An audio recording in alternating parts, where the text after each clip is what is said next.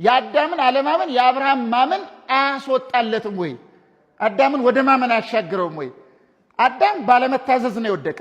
አብርሃም ደግሞ ልጁን መስዋዕት አድርጎ እስከ ማቅረብ ድረስ ታዟል አይደል? እስከ መጨረሻ። ታዲያ ለምንድን ነው አዳም ተብቷል፣ አብርሃም ግን አፈርና ትቢያ ሲሆን ብሎ ራሱን ከአፈርና ከትቢያ ጋር አነጻጽሯል አይደለም? ትትና አለው ማለት ነው።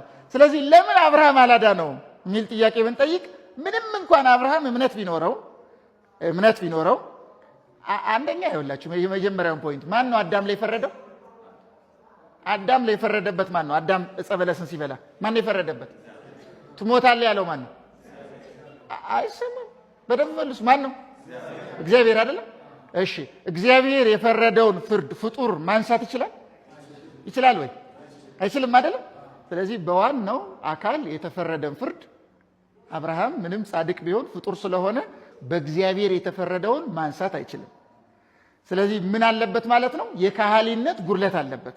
ፈራጁ እግዚአብሔር ከሆነ የፈረደውን ማንሳት የሚችለው ማን ነው? ራሱ እግዚአብሔር ነው። አብርሃም ጻድቅ ቢሆንም አምላክ አይደለም። ፈራጁ አዳም ላይ የፈረደበት አብርሃም አይደለም። አንድ ሁለተኛ በአዳም ዕፀ በለስ መብላት ምክንያት ራሱ አብርሃምም ተጠያቂ ነው።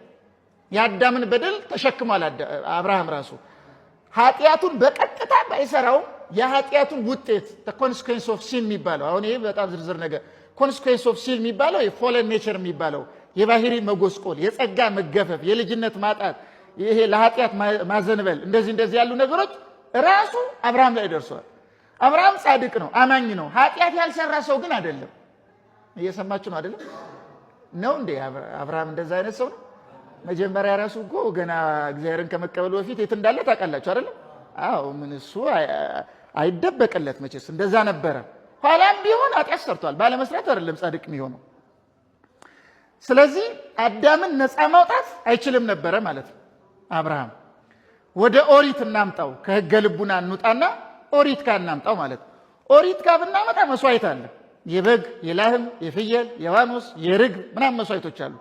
አሁን ጥያቄ እንጠይቅ። አዳም ዕፀ በለስ በልቷል፣ ወድቋል። ኃጢአት ይሰራሉ በኦሪት የነበሩ ሰዎች። እየሰማችሁ ነው አይደለም? ምን ይሰራሉ? ሲሰሩ ለሰሩት ኃጢአት መስዋዕት ይቀርባል። መስዋዕቱ ልዩ ነው። የዕለት መስዋዕት አለ፣ የሰንበት መስዋዕት አለ፣ የሰርቀ ወር፣ የአበይት በዓላት፣ የበደል፣ የኃጢአት፣ የመንጻት፣ የመቀደስ ምናምን ማለት መስዋዕት። ኦሪት ዘሌዋውያንም ማንበብ ነው። በቃ መስዋዕት አይነት ነው ያለው።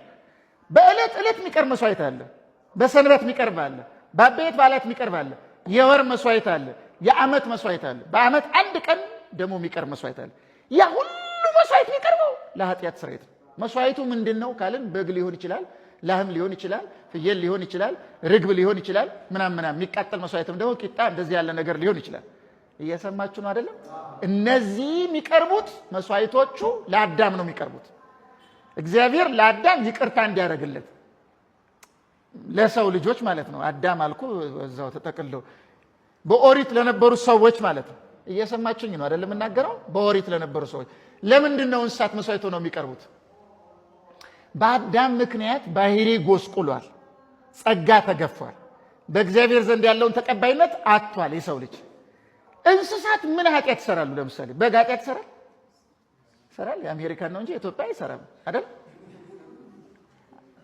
አይደለም። ምን በጎች ኃጢአት እንደሚሰሩ አታውቁም?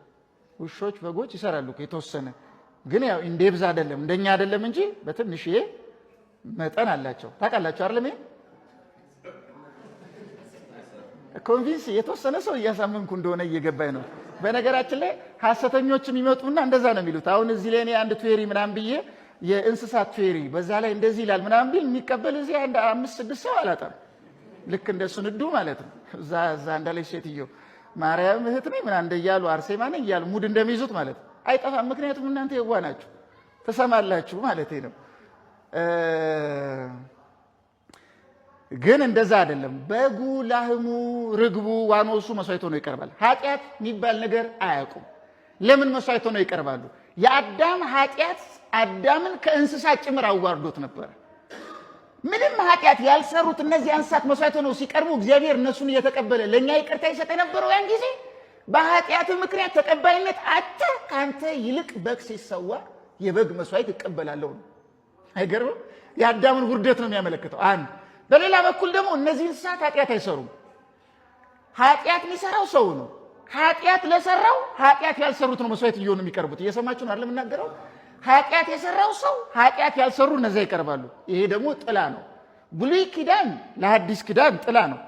ብሉይ ኪዳን እንደ ዲዛይን ነው፣ ሐዲስ ኪዳን እንደ አካል ነው፣ ባዲ ነው አይደለም? ስለዚህ ምንድን ነው የሚያመለክተው? ኃጢአቱን የሰራ ነው እኛ። ኃጢአት ያልሰሩ እንስሳት ስለኛ መስዋዕት ሆነው ይቀርቡ የነበሩት ኃጢአት የሌለበት ንጹሕ ባህሪ እሱ የኛን ስጋ ተዋህዶ ከኛ ኃጢአት ጋር ምንም አይነት ግንኙነት ሳይኖረው ስለኛ ግን መስዋዕት ሆኖ ይቀርባል። በኋላ የምትድነው አሁን ክርስቶስ ምንድነው የተባለ? በብሉይ ኪዳን በግ ሲሰዋ መጣና ዮሐንስ መጥምቅ ክርስቶስ ምን አለው? ነዋ በጉ ለእግዚአብሔር ዘያትት ኃጢአት ዓለም አላለም ብሏል። እነሆ የእግዚአብሔር ምንድነው ያለው? በግ አይደል ያለው? ነው አይደለም? ለምን በግ አለው? በግ ያለው እኮ አንዱ ትርጉም ከዚህ ጋር የተገናኘ ነው።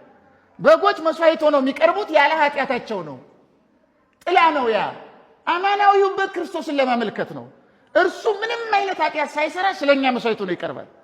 ስለኛ ቤዛ ሆኖ ቀርቦ እኛን ነፃ ያወጣል ነው። ገብቷችሁ?